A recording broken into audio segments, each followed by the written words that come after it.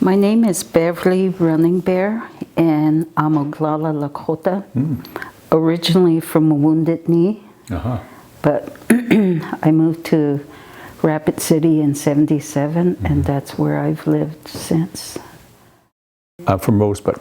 I grew up there. I was born at the old Rosebud Hospital that's not there anymore. I grew up near White River, if you know where that is.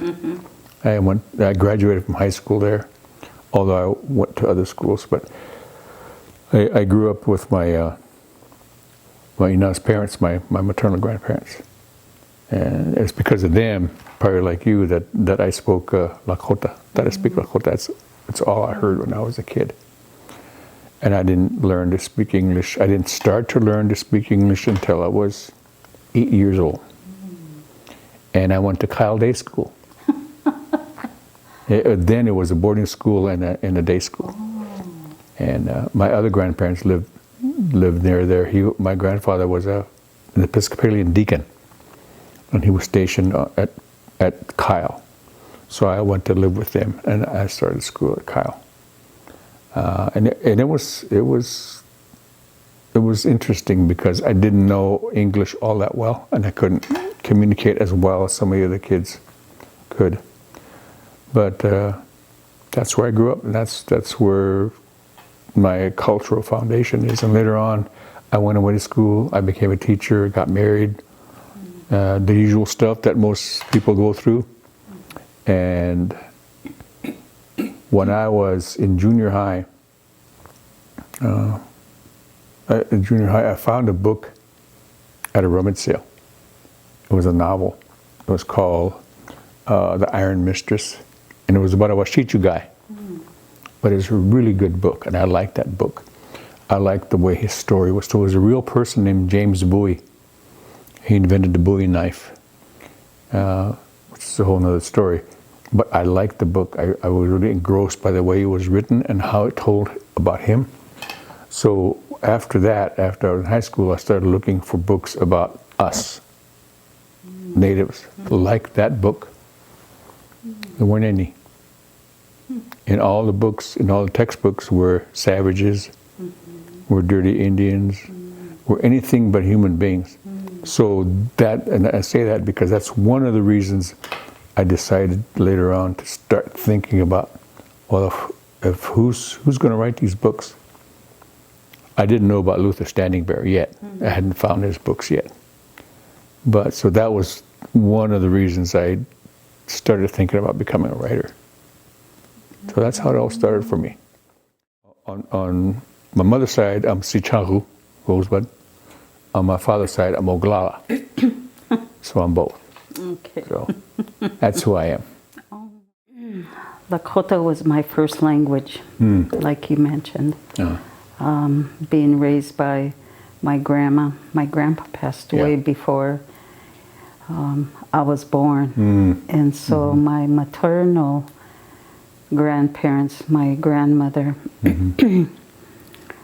she had a sister who, the family stayed really traditional and carried on with the ceremonies. And my grandmother, she became Catholic. She became Catholic, and so just then in Wounded Knee, next thing I know, we're living right below that Catholic church, you know. And so, and they were, my mom and mother were close friends with the Gildersleeves, the Wounded Knee store. And so years later, I discovered that it was at their urging that we went to Holy Rosary Mission School. And, you know, I didn't know English.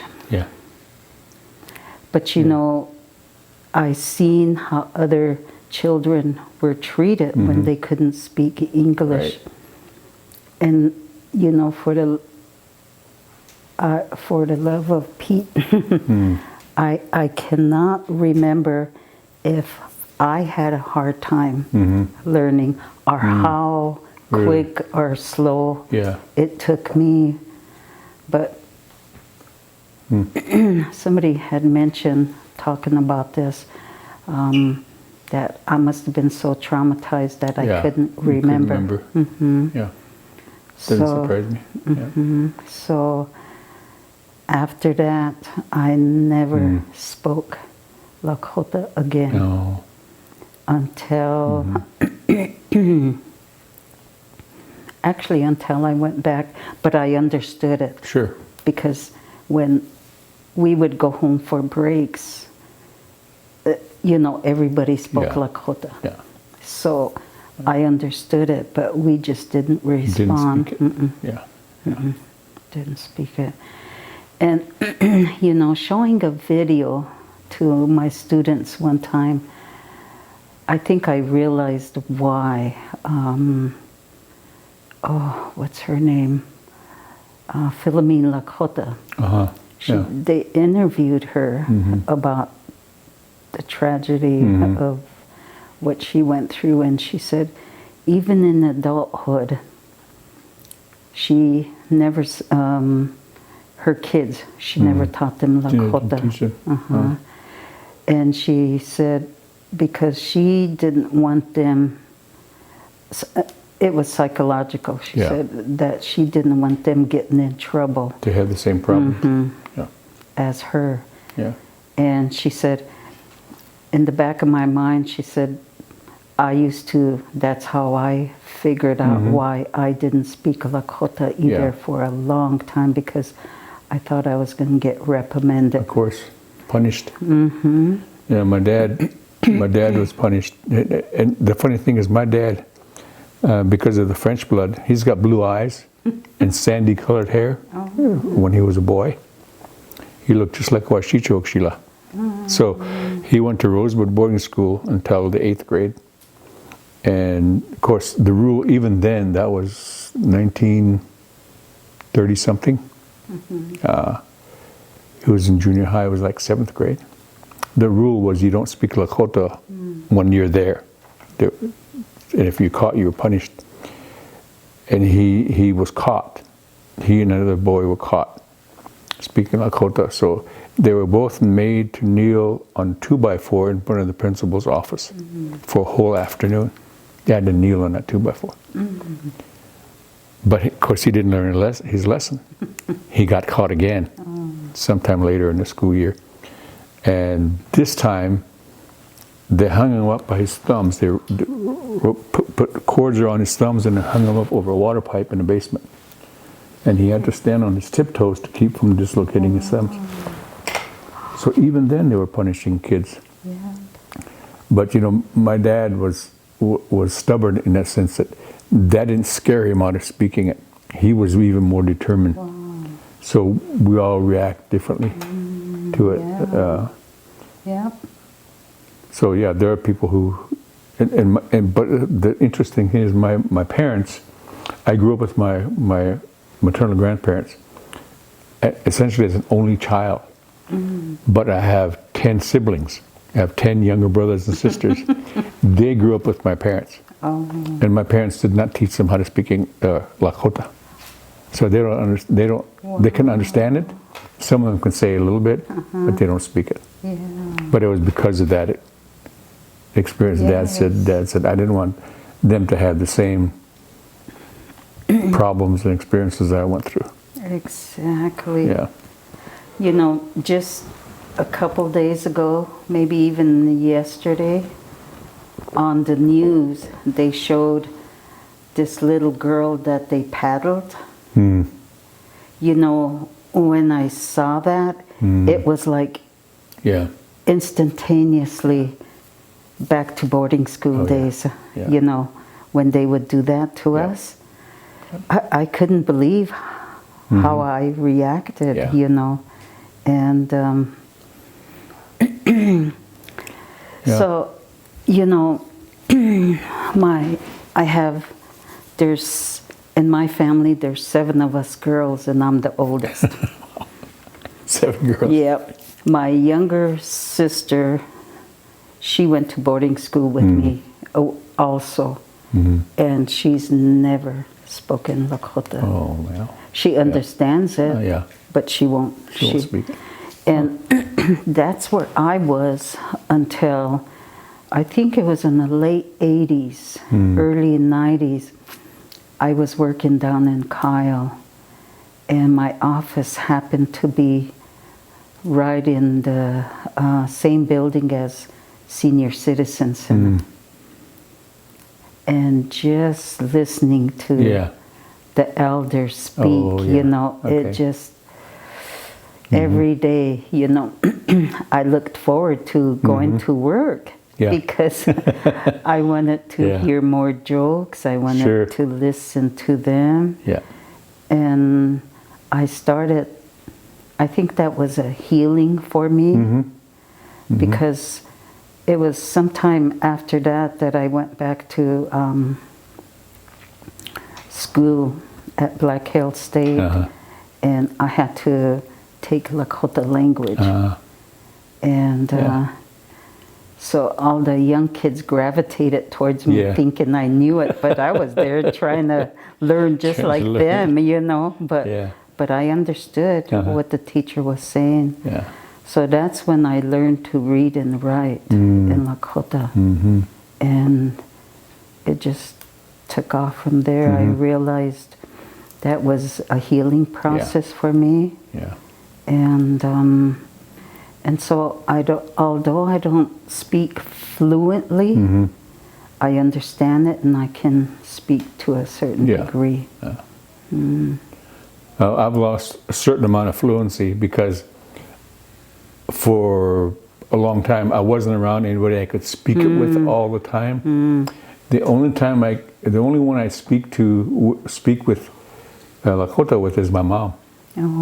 So anything, whether it's face to face or on the phone, she knows it's me calling because I'm the only one that can speak Lakota. So you know, we have long conversations. But now she's in the rehabilitative center in Iowa. So I haven't been able to talk to her all that often. So when you don't use it all the time, you lose a little bit of it. But I haven't lost it completely. I can still speak it fairly well, enough to, you know, make myself understood. But I didn't have the kind of traumatic experience that you did. I was lucky in that sense that I got punished for being left-handed, but I didn't get punished for speaking Lakota. So that's kind of funny. At Kyle Day School, I showed up being a left-handed kid, and so they tied my left hand to my belt in the back, so I could have to use my right hand. So that was kind of strange in a way. But having to learn English so quickly, when I got there, I was 8 years old, and I was the biggest kid in kindergarten. I was always tall. It was hard. It was hard to learn English. It was a very difficult language, mainly because I resisted. I was stubborn. I didn't want to, because they had to have a teacher take me aside about half an hour a day just to teach me words and teach me how to say things in English. But sometimes I wouldn't even respond to her. I'd just sit there, you know. So I got punished for that, you know. And sometimes she'd make me put my hands on the desk and she'd whack me across the fingers with a ruler. But one of the things that happened because of that, I developed a stutter in English. I still have it a little bit to this day. If I get ever in a hurry to talk, I stutter a little bit. It's because of that. But in Lakota, I don't stutter. Only in English. So that's an interesting phenomenon. I don't know how you would analyze that one, but I in the last year or so, I used to teach Lakota language at the University of South Dakota. I taught it there for several years. About that. Yeah. And lately I've been teaching others in small classes. One of them entirely by Zoom. Yeah, there's some friends in and my granddaughter in California, and some friends in Albuquerque, and every other Friday, when we can, we get together by Zoom, and I teach them, and we have a class. They're doing really well. And then I teach another class that's face-to-face. Yeah. That's a group of people, and they're progressing really well too. So that's helped me recover a lot of the, the skills and phrases and words that I'd forgotten over the years. So I'm interested to see what happens tomorrow, because I know some of the people who are there are going to speak in both Lakota and English, or Dakota and English. So it should be interesting. So, like I used to converse with my mom, who passed away in '96, and my brothers. Now, these are my first cousins, Ash Lakota, Lakolia. They're my Tibalo and Misu. So when they would come to the house, we spoke in Lakota, and it just was music to my ears, But they passed away, so like you, I really had nobody to converse with, especially this past year with the pandemic, I wasn't able to teach face to face, and so I really miss it. I really miss it. A couple times there was some Zooms on culture and language, and it just reminded me of how much I love our language and the culture. And when the opportunity came up for, to do something about it, because there's been several of us who, because our generation, a lot of them are boarding school era, and so just like my sister, they don't want to speak, and so they're not going to teach their kids. No. So I really emphasize, today I'm raising a great-grandson. Oh, great-grandson. But I've really instilled in him everything that I'm able to, the Lakota way. And we listen to your tape all the time. He just really, he wanted to be here, but he had to straighten up some stuff. We just unloaded, but and so we always listen to that, and so he learns the values, in that way. Good. Sometimes when it's right there in black and white, it's just like going above him. But when you do it in a storytelling way, he really understands that concept. So I'm really grateful for that. And so I look at it like I have two older kids that I didn't teach them the language. I never did. But they heard it around their my mom and stepdad, And so, and then I had a late bloomer, and she was at the very beginning of when I went back to school and started learning, relearning how to speak again, and write and everything. So from her on down to my grandkids and now great-grandson, I teach them what I can. Yeah, well, good. Good. But if we don't try and do something with the younger generation, they're going to completely lose it. That's right. My grandmother spoke it when she had to. When she talked to some Washichu person, then she spoke in English, and to some of her grandkids she spoke English. My grandfather understood it, my maternal grandfather understood it, but he simply refused to speak it. He would not speak English. So if somebody came to our place and wanted to know something or wanted to talk to anybody, then he always referred to Grandma. because she was not afraid to talk to anybody, but he just would not talk English at all, even though he understood. He went to third grade, so he knew a little bit. So he's the opposite, totally the opposite, where he just would not speak it at all. But you know, it's just the way I grew up. All the stories, everything, all day long, was in Lakota. So of course, you learn it. You learn it. It's the easiest way to learn it. I think the trauma of the language being forbidden, I just lost everything that my grandma had shared with us. Yeah. You know, Yeah. I had to hear it from my brothers. Yeah. You know, Yeah. and they would say, "Weren't you paying attention when she told us this?" You know. Yeah. And I try to remember, but you know, I just couldn't. You know. But I want to get ideas on how we can preserve the language to share with the younger generation. How do we keep this alive? Because again, our generation, the language was almost lost. Yeah. You know. They say, you know, from different sources, there are 160,000 Lakota and Dakota people. But there are less than 3,000 first language speakers. So when you put those two numbers together, 160,000 is a lot of people, but only 3,000 of us know it as a first language. And it diminishes every year. And I don't know how long people like you and me are going to be walking the face of this earth with that ability to speak.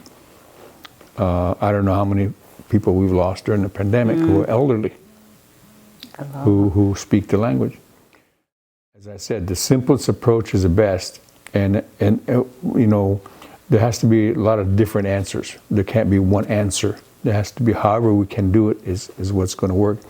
One of the things is for each one of us fluent speakers, to take somebody and teach them. You know, one person. I don't care if it's young or old, or what, as long as they want to learn it and they want to, you know, take the time and the initiative to, and make the effort to learn it, I'm willing to teach anybody. Several years ago, I made a speech, I gave a talk at St. Gleska University, and we were talking, somebody asked about the language. So I said, if you're really serious about learning it, and I put my email up on the board, and I said, you give me a note, and you come to my house, and I'll teach you. They probably thought I was joking, because nobody responded. So that kind of broke my heart, you know, when nobody wanted to learn. Maybe they didn't want to learn from me, who knows. But that's one approach. And then the language immersion that people in Pine Ridge are doing, you all are doing there, that's one way. And because we have to expose, younger people will pick the language up faster than we adults can. So if we can use the immersion approach with the younger people, that's one way. And the other way is to motivate the elementary schools, the high schools, and the universities to implement more effective teaching methods. Make sure that their teachers know how to teach, for one thing, and teach the language. So those are all different ways to deal with the problem. What it's going to take is effort. It's like you're doing, bringing people together to talk about it. But then after we finish talking, then we have to go out and we have to do it. Otherwise, because it's a losing battle. We're losing every generation. You know, there are few of us. And the other thing we can do is get the language on tape, record it. I'm sure that there are people doing that. We're starting to do that with a program that I'm part of, where we're putting on tape so people can listen to it and learn from that too. So we need to do all of those things. Like I said, it's not just one answer; it's a whole bunch of answers. But say my friend or something like that. So there are rules for speaking. Speaking it correctly. It was like one time I was trying to teach my little grandson to say something, but I used a male ending just to tell him the right way. Yeah. Here, he told me, he said, "You're saying that wrong, Graham. You know, you're using the man's way of saying it." So, you know, that tells me he was listening when I talked gender endings, you know. I've really been, to a certain point, disappointed in some of the schools because they really have, as far as I know, haven't really done any innovation to their teaching approach. And the one thing I know is that, you know, I had to learn how to teach the language. Even though I'm a fluent speaker, that doesn't guarantee that I could teach it. So we have to learn about what it is to do lesson plans, what methodologies work, why is immersion more effective than any other method. So as teachers, we have to know those things. And you can't just stick somebody like me who's a fluent speaker in a classroom and say, okay, teach the language. It doesn't work. If it works, it's because we're just lucky. We have to learn how to teach the language. And I think that's the other thing we need to do is identify those fluent speakers who want to be teachers and train them. Teach them how to be teachers. I think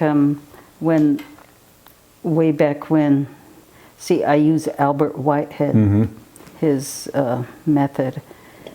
And I think when all this started way back in the 70s, 80s, OLC, like you were saying, they brought all the fluent speakers, but they didn't know how to be teachers.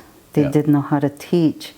And so after, you know, distinguishing that, you know, like when I started, I said, I'm not a teacher, you know, or else I would have took the teacher and added more to my classes. You know, the teacher part, I said, I didn't want to be a teacher, you know.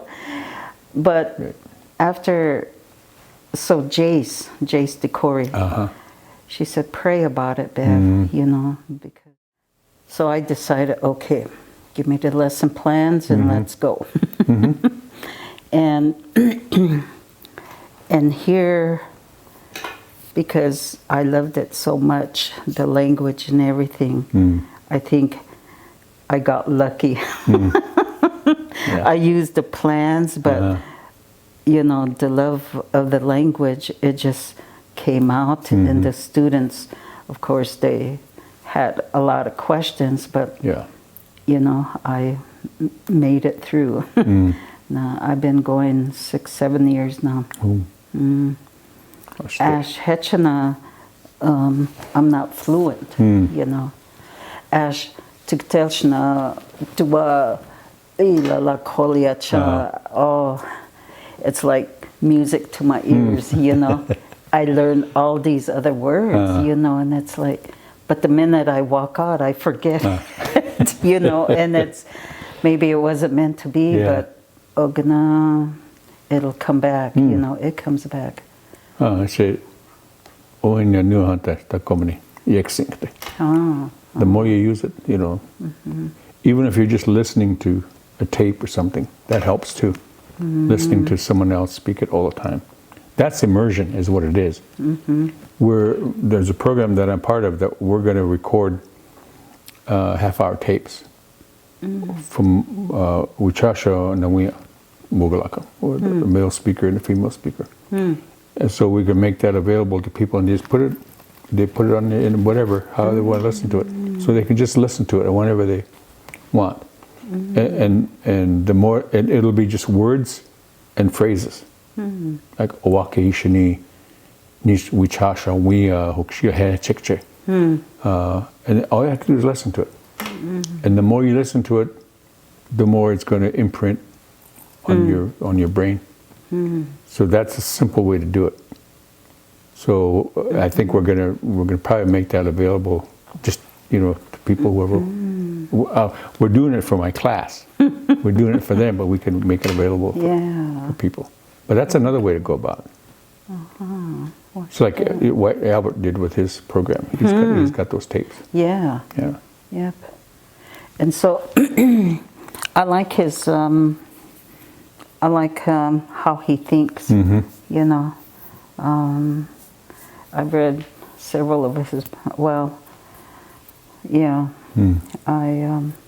And so when I watch the videos, you know, he's really adamant on making sure that the students get it, you know, and more times than not, the students, you know, they want translation for this word, that word, this, you know, and of late, you know, the technology,